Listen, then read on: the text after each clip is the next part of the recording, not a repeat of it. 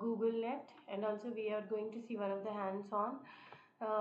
So we have been seeing different types of CNN architectures. One of them is the Google Net architecture. It is also a part of CNN architecture.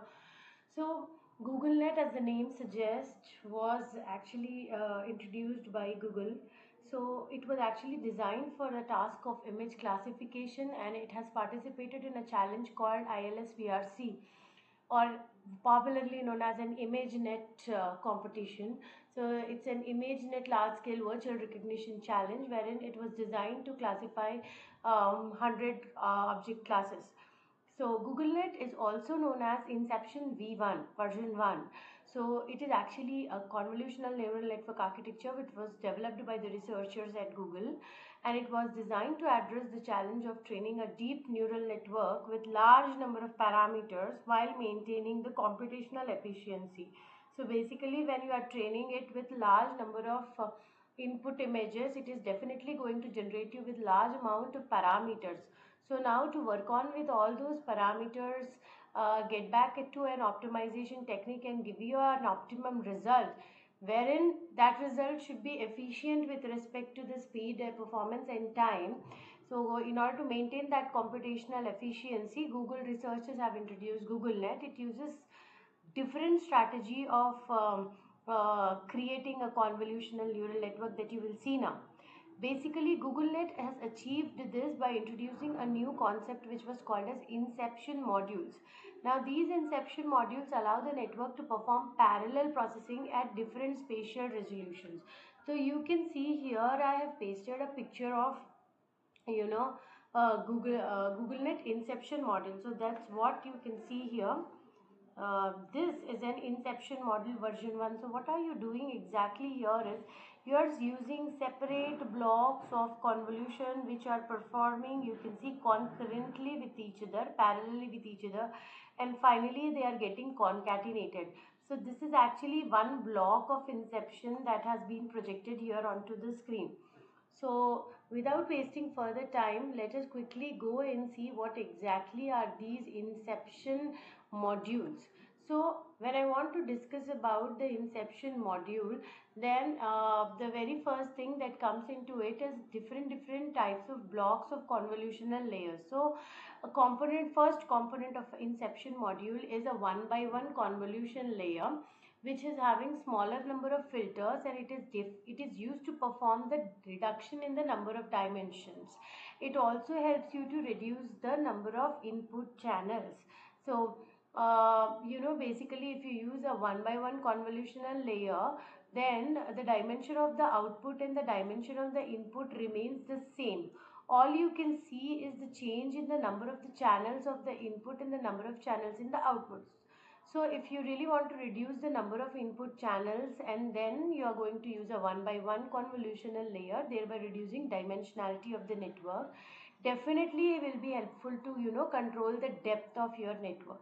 Then after that, you are going to use simultaneously a 3 by 3 convolutional layer, which is going to obviously capture the features present in that space. So it is going to capture all the complex patterns which are present in the input image, and therefore I can say that when you introduce this type of convolution layer, it is going to give me the extraction of medium sized features of the particular image.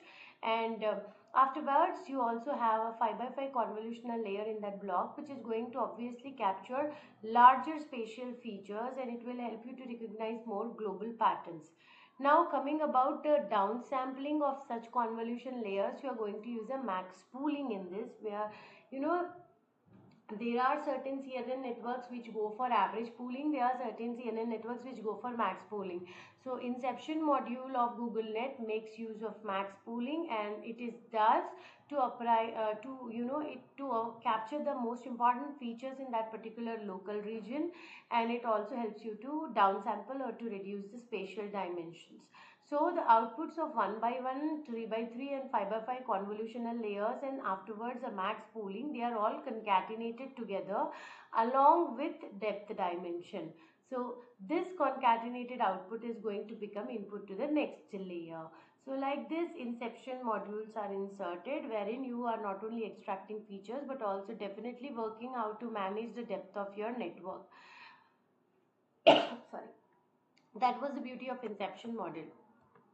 Now, what is the advantage? I am going to repeat again. The inception module is going to allow the network to efficiently learn all the features at different scales, and also you don't have to do this by choosing different specific filter sizes. By using these inception modules of 1 by 1, 3 by 3 and 5 by 5 convolutional layers and followed by max pooling, you are able to allow the network to efficiently learn all the features that are present, and this particular flexibility is beneficial for capturing the information at various levels of abstraction. So that's the advantage of using an inception module. Now if I talk on the architecture of GoogleNet, then if I talk in detail, suppose because as I already shared, it was used for a classification competition at ImageNet, then that at that time the input size was 224 by 224 by 3 because it was a color image. Of course it can be changed and manipulated, but the first time when it was used, it was of the size 224 by 224 by 3. Inception modules, multiple in nature with different filter sizes, were used, and you can go for, if I particularly want to go for this GoogleNet which was used in ImageNet competition, then global average pooling was made to use instead of fully connected layer. See, don't get confused. Max pooling was used for convolutional downsampling, but the place where you will use the dense layers or fully connected layers, at that place instead of fully connected layers they were using gap, that is global average pooling. Now why do you use global average pooling? This involves taking average of each feature map in the last convolutional layer across its spatial dimension. So this is going to reduce number of parameters and also help with overfitting. That's the reason they use global average pooling. And then it also makes use of auxiliary classifiers at all intermediate layers because they are nothing but auxiliary classifier, multiple layer classifier if it is, so it is nothing but an additional softmax layer. So it is going to help with training of earlier layers by providing enough supervision signals. So apart from the difference in the inception model that you are using, GoogleNet architecture also uses, apart from inception modules, gap and auxiliary classifiers. And as I said, the output classification number of classes are also more. It was framed for about 1000 classes. So this was the very first version of GoogleNet V1 architecture details that I have been showing on your screen. Later this area has inspired subsequent architectures which included later versions of inception modules like V2, V3 and V4. So this was about GoogleNet architecture. Now I want you to explain you one hands-on which I want to put it with you. You take a CIFAR 10 data set, which is actually an image data set onto 10 categories, and it's a already loaded data set which you have to which you can use for understanding how things work. It's already a freely available data set in TensorFlow. So what I am doing is I am using this CIFAR 10 data set and I tried to build my LENet VGG16 GoogleNet. So it's basically a very trace and a base idea. I leave it on you what best you can do with it. It is just like a skeleton of code to explain how things actually you can do. You can use a data set, you can introduce multiple models, select the accuracy and select the best model out of it. How do you improve the accuracy? Check if it is an overfitted model, introduce a dropout, increase the number of layers, like that. You just have to play with the code and do things. So here I just took a CIFAR 10 data set, and you can take any data set of your choice.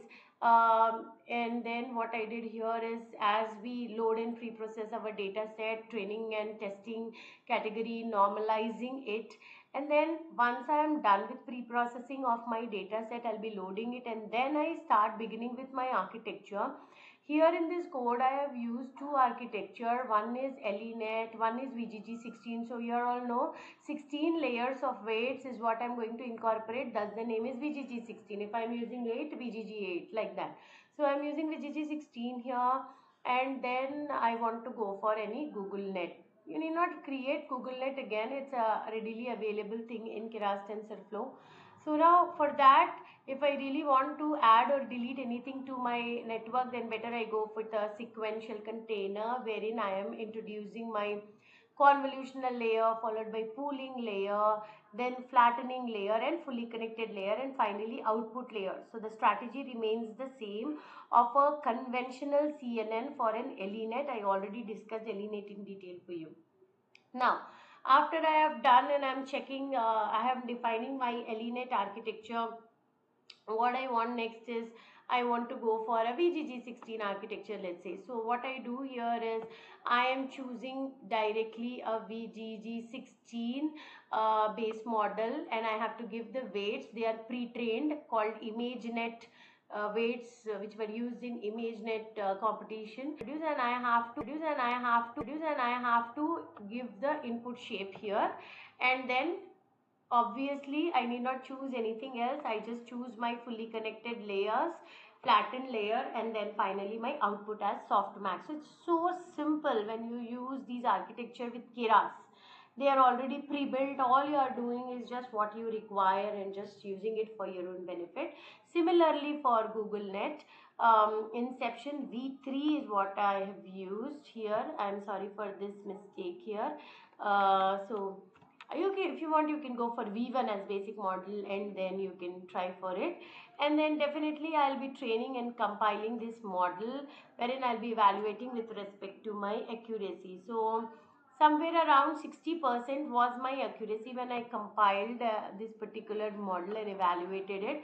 You can do your own. You can be okay with the accuracy. You can also be introducing your dropouts or avoid any overfitting if you find, and then improve this model. So basically I'm here explaining you a skeleton of code which is being used in a CNN network. You can define any data set, build any type of model and check for the accuracy.